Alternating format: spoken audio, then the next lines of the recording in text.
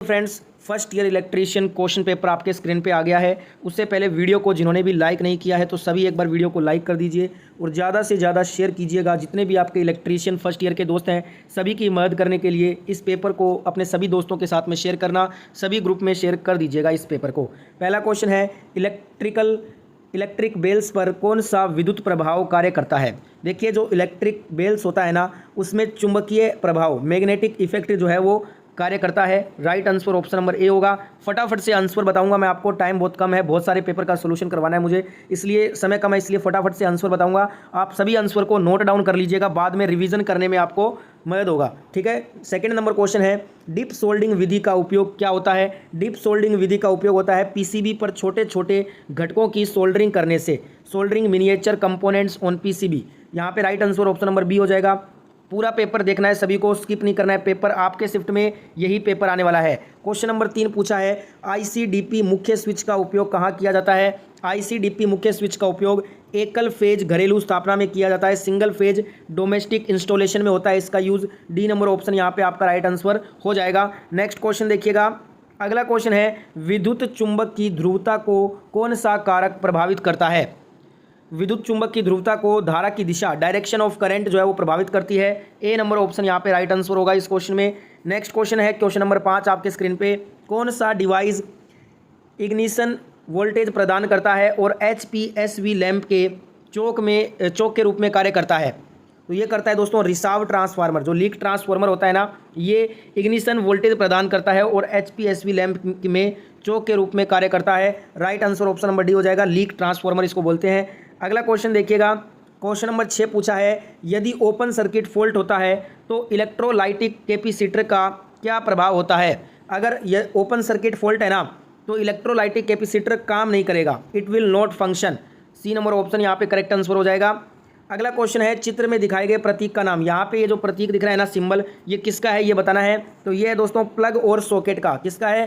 Plug और socket का symbol है ये। बी नंबर ऑप्शन यहाँ पे राइट आंसर हो जाएगा। नेक्स्ट क्वेश्चन पूछा है, ओवरहेड वितरण लाइनों के लिए कौन से कंडक्टर का उपयोग किया जाता है। Which conductors are used for the overhead distribution lines. तो इसमें बेयर कंडक्टर का उपयोग होता है। सी नंबर ऑप्शन यहाँ पे राइट आंसर हो जाएगा। नेक्स्ट क्वेश्चन पूछा गया है, मानक वायर गेज SWG में तार के आकार को मापने की संभावित सीमा क्या होती है। तो ये 0 से 36 होती है। SWG का फुल फॉर्म होता है स्टैंडर्ड वायर गेज। ठीक है, तो यहाँ पे राइट आंसर ऑप्शन नंबर ए हो जाएगा। और ये वाला क्वेश्चन CBT एग्जाम में आपके बार बार रिपीट हो रहा है और आपके शिफ्ट में भी क्वेश्चन रिपीट होंगे ये सारे, इसलिए पूरा पेपर देखना है और सारे प्रश्न याद कर लेना है। अगला क्वेश्चन पूछा गया है, चित्र में दर्शाए गए प्रतिरोधक का नाम। What is the name of the resistor as shown in the figure. यहाँ पे ये जो रजिस्टर है ना, इसका नाम बताना है, ये कौन सा रजिस्टर है। तो ये आपका वायर वाउंड रजिस्टर है। कौन सा है? Wire wound. D number option यहाँ पे आपका राइट आंसर हो जाएगा। अगला क्वेश्चन आपसे पूछा गया है, परिपथ में जो प्रवाहित धारा का मान होगा ना, वो कितना होगा। What is the value of current flowing through the circuit. अब यहाँ पे आप डायग्राम देख सकते हैं, यहाँ पे एम्पियर मीटर है और यहाँ पे वोल्टेज सप्लाई है 12 वोल्ट। इसके बाद एक प्रतिरोध लगा है 6 ओम का। तो देखिए, हमसे आई का मान पूछा है। आई बराबर क्या होता है? आई बराबर हो जाएगा V/R। तो जिससे हम क्या कर लेंगे, इसको V का मान हमें दिया है 12, R का मान दिया है 6, तो आई का मान आ जाएगा 2 एम्पियर आ जाएगा। कितना आ जाएगा? 2 एम्पियर। तो राइट आंसर हमारा इस क्वेश्चन का क्या होगा? 2 एम्पियर राइट आंसर हो जाएगा। ए नंबर ऑप्शन यहाँ पे राइट आंसर होगा। अगला क्वेश्चन देख लेते हैं। नेक्स्ट क्वेश्चन में आपसे पूछा है, सौर सेल की शीर्ष परत के रूप में किसका उपयोग किया जाता है। सौर सेल की शीर्ष परत के रूप में सिलिकॉन का उपयोग किया जाता है। डी नंबर ऑप्शन यहाँ पे राइट आंसर होगा इस क्वेश्चन में। नेक्स्ट क्वेश्चन यहाँ पे पूछा गया है, एसी आपूर्ति की कौन सी शक्ति वाट मीटर के द्वारा मापी जाती है। Which power of AC supply is measured by the watt meter. Watt meter से ट्रू पावर, वास्तविक शक्ति को मापा जाता है। डी नंबर ऑप्शन यहाँ पे राइट आंसर हो जाएगा। नेक्स्ट क्वेश्चन पूछा है आपसे, गतिशील लोहे यंत्र के स्केल असमान क्यों होता है। तो ये होता है विचलन बल और धारा के वर्ग के समानुपाती होता है ये। Right answer option number C हो जाएगा इस क्वेश्चन का। अगला क्वेश्चन पूछा गया, यदि लाइन वोल्टेज VL है और लाइन धारा IL है तो फेज एंगल है, तो ध्रुव फेज पावर की गणना करने का सूत्र। फेज पावर P का सूत्र हो जाएगा √3 VL/IL cos थीटा। बी नंबर ऑप्शन यहाँ पे आपका राइट आंसर हो जाएगा इस क्वेश्चन में। अगला क्वेश्चन पूछा है, कौन सा विद्युत उपकरण अतिरिक्त धारा का संरक्षण करता है। तो ये दोस्तों रिवायरेबल जो फ्यूज़ होते हैं ना, पुनः तार बांधने योग्य जो फ्यूज होते हैं ये अधिक अतिरिक्त धारा का संरक्षण करते हैं। सी नंबर ऑप्शन यहाँ पे राइट आंसर हो जाएगा। जिनका भी आने वाले दिनों में फर्स्ट ईयर का इलेक्ट्रीशियन का एग्जाम है, आपके शिफ्ट में यही क्वेश्चन पेपर पूछा जाएगा। तो सारे के सारे प्रश्न वेरी वेरी इंपॉर्टेंट हैं, सारे प्रश्न याद कर लेना। ये प्रश्न आपके शिफ्ट में रिपीट होंगे, पूरा वीडियो देखना है, एक भी क्वेश्चन को स्किप मत कीजिएगा, ठीक है। नेक्स्ट क्वेश्चन कर लेते हैं। चित्र में दिखाए अनुसार आर सी समानांतर परिपथ की लाइन धारा आई एल है। आई एल की गणना करने का सूत्र चित्र 1 को यहाँ पे आपको जो चित्र दिख रहा है ना, उसमें आपको आई एल का सूत्र बताना है कि आर सी समांतर परिपथ में लाइन धारा का सूत्र क्या होता है। तो ये आपका सर्किट है, आर सी पैरेलल सर्किट है ये। इसमें आई एल का जो फॉर्मूला होगा वो होगा I L is equal to under root के अंदर आएगा I R square plus I C square. ये होगा आपका आई एल का लाइन धारा का सूत्र। बी नंबर ऑप्शन राइट हो जाएगा। और ये आर एल समांतर परिपथ के लिए है, ठीक है। नेक्स्ट यहाँ पे क्वेश्चन पूछा गया तांबे के परमाणु के तीसरे कोश में इलेक्ट्रॉन की संख्या। देखिए ओवरऑल तांबे के परमाणु में 29 इलेक्ट्रॉन होते हैं, पर यहाँ पे ये पूछ रहा है तीसरे कोश में कितने होते हैं। तीसरे कोश में होते हैं 18 electron. Right answer option number ए हो जाएगा इस क्वेश्चन में।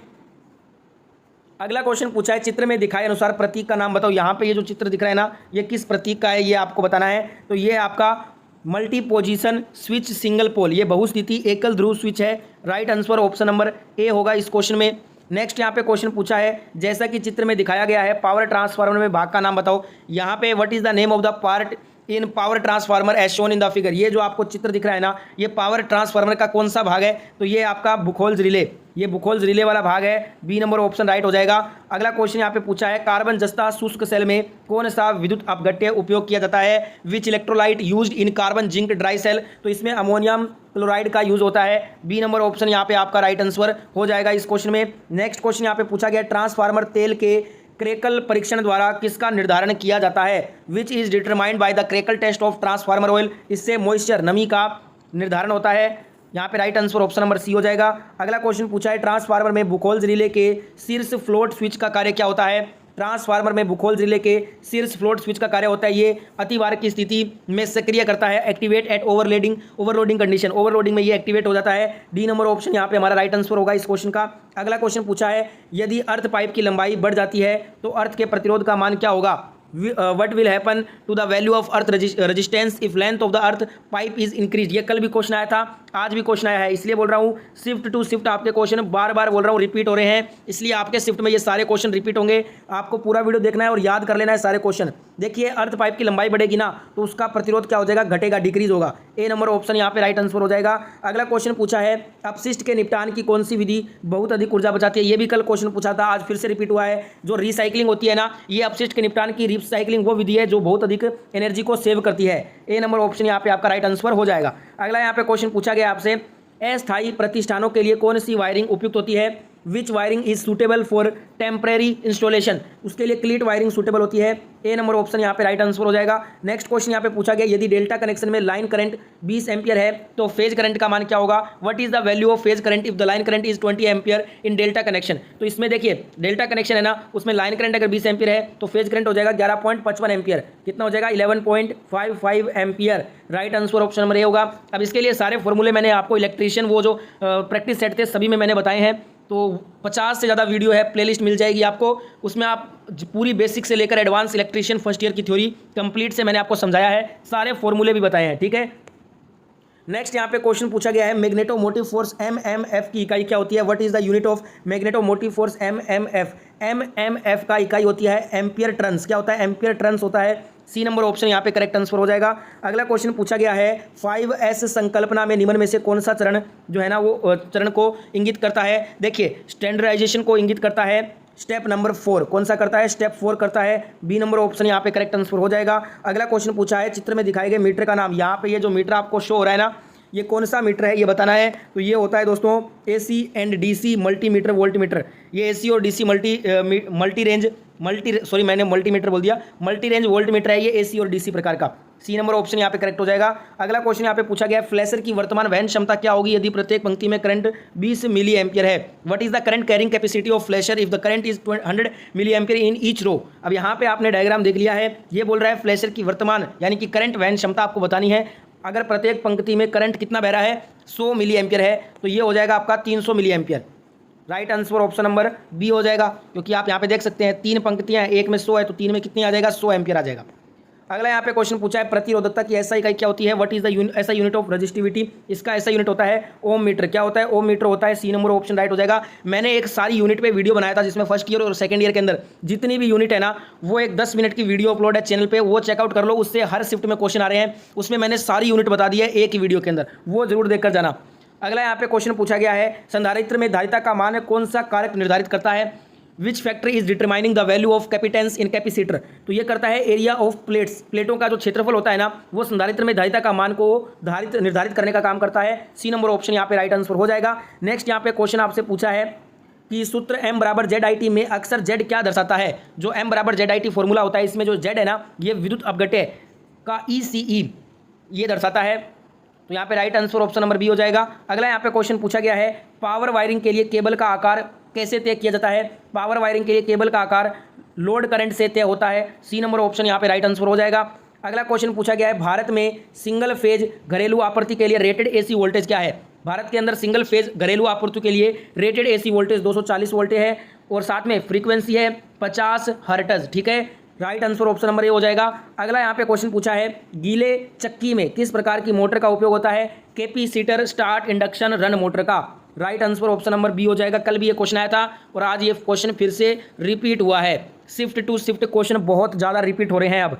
अगला यहाँ पे क्वेश्चन पूछा है सामग्री के BH वक्र, जिसको हम हिस्टेरिसिस लूप भी कहते हैं, इसका आकार क्या दर्शाता है। ये पदार्थ की चुंबकीय विशेषताओं को दर्शाते हैं, magnetic properties of the material. Right answer हो जाएगा ऑप्शन नंबर ए इस क्वेश्चन का।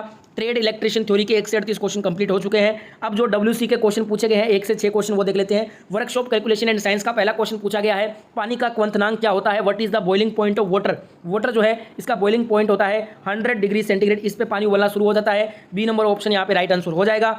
अगला यहाँ पे क्वेश्चन पूछा है पानी की विशिष्ट ऊष्मा का मान कितना होता है, what is the value for specific heat of water. तो ये होता है 1, कितना होता है 1 होता है। सी नंबर ऑप्शन यहाँ पे राइट आंसर होगा। नेक्स्ट यहाँ पे क्वेश्चन पूछा गया है क्वेश्चन नंबर 3 वस्तु में निहित पदार्थ की मात्रा को क्या कहा जाता है, what is the termed as the quantity of water contained in a body, इसको बोलते हैं मास, द्रव्यमान बोलते हैं। डी नंबर ऑप्शन यहाँ पे राइट आंसर हो जाएगा। नेक्स्ट यहाँ पे क्वेश्चन पूछा गया इनमें से किस धातु में प्रमुख सामग्री के रूप में लोहा यूज होता है। तो फेरियस मेटल होता है लोहा धातु। डी नंबर ऑप्शन यहाँ पे राइट हो जाएगा। पांचवा क्वेश्चन WC का पूछा गया है 0.01 का वर्ग क्या होगा, what is the square of 0.01, इसका हो जाएगा 0.0001।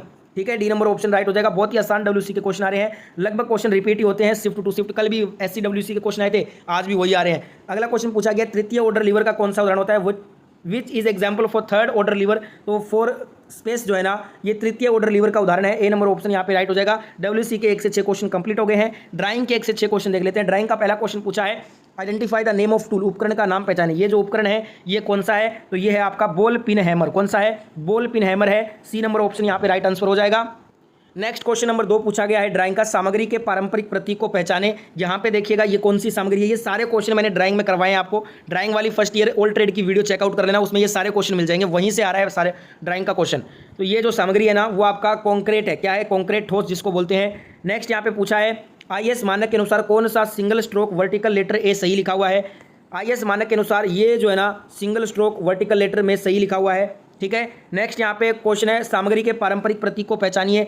अब यहाँ पे सामग्री ये दी गई है, ये कौन सी सामग्री है, तो ये है आपकी ग्लास, कांच है। ठीक है, तो सी नंबर ऑप्शन राइट हो जाएगा। नेक्स्ट यहाँ पे देखिएगा सेट स्क्वायर का नाम खोजना है। ये सेट स्क्वायर कौन सा है, तो ये आपका 45 डिग्री का सेट स्क्वायर है। तो सी नंबर ऑप्शन राइट हो जाएगा। नेक्स्ट पूछा है कंपास का उपयोग क्या ड्रॉ करने के लिए करते हैं, वृत्त यानी कि सर्कल को ड्रॉ करने के लिए। ये सारे क्वेश्चन आपको फर्स्ट ईयर ड्राइंग की वीडियो मैंने बनाई हुई है ओल्ड ट्रेड के लिए, उसमें आपको मिल जाएंगे।